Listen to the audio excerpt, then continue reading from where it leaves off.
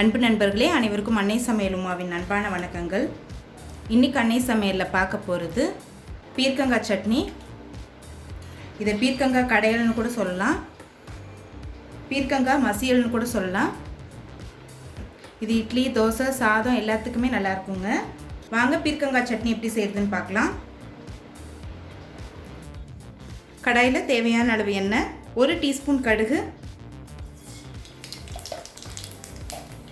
1/2 teaspoon சீரகம், அடுத்தது கொஞ்சம் பெருங்காயம் சேர்த்துக்கலாம், 2 காஞ்ச மிளகாய், கொஞ்சம் கருவேப்பிலை,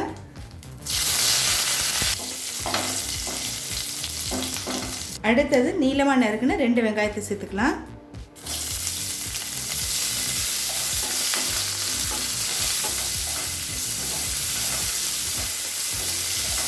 இப்போ வெங்காயம் நல்லா வதங்கிடுச்சு.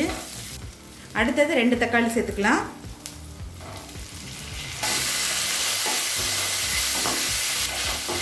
நான் புளி சேர்க்க போகிறது இல்லைங்க, அதனால் தக்காளி கொஞ்சம் அதிகமாக போட்டிருக்கேன்.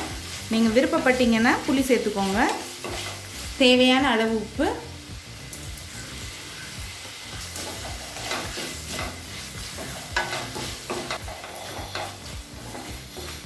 இப்போ தக்காளி நல்லா வதங்கிடுச்சுங்க. கொஞ்சம் மஞ்சத்தூள், 2 டீஸ்பூன் மிளகாய்த்தூள்,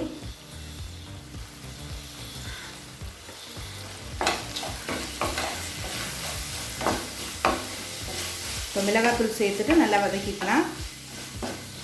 தனியாத்தூள் சேர்க்க தேவையில்லைங்க, வெறும் மிளகாய்த்தூள் மட்டும் போட்டால் போதும். இப்போ மிளகாய்த்தூள் சேர்த்துட்டு நல்லா வதக்கியாச்சுங்க.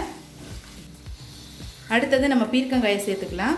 பீர்க்கங்காயை தோல் எடுத்துகிட்டு இது மாதிரி கட் பண்ணி சேர்த்துக்கலாங்க.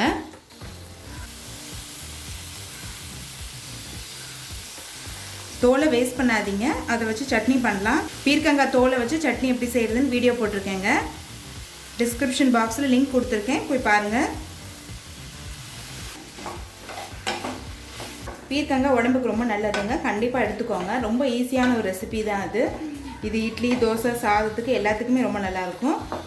1 கப் தண்ணி சேர்த்துக்கலாம்.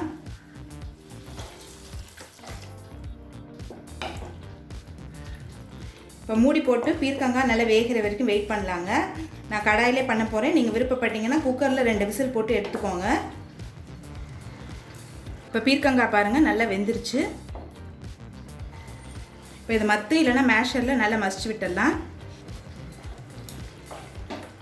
கொஞ்சம் நேரம் ஆறின பிறகு செய்யுங்க.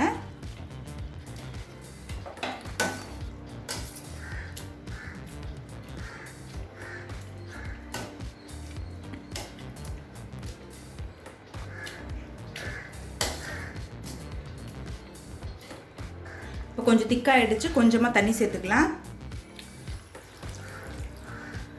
ஏன்னா நமக்கு ஊற்றி சாப்பிட்ற மாதிரி வேணும். ஆறின பிறகு இன்னும் திக்காகிடும். கொஞ்சமாக கொத்தமல்லி சேர்த்துக்கலாம். இப்போ பீர்க்கங்காய் கடையல் ரெடி ஆகிடுச்சுங்க, சர்வ் பண்ணிடலாம். இப்போ சுவையான பீர்க்கங்காய் சட்னி ரெடி ஆகிடுச்சு. ரெசிபியை ட்ரை பண்ணி பாருங்கள், கண்டிப்பாக உங்களுக்கே பிடிக்கும். ரெசிபி பிடிச்சிருந்ததுன்னா வீடியோவை லைக் பண்ணுங்கள், கமெண்ட் பண்ணுங்கள், ஷேர் பண்ணுங்கள். இதுவரைக்கும் அன்னை சமையல் சேனலில் சப்ஸ்கிரைப் பண்ணலன்னா சப்ஸ்கிரைப் பண்ணுங்கள். தேங்க்யூ.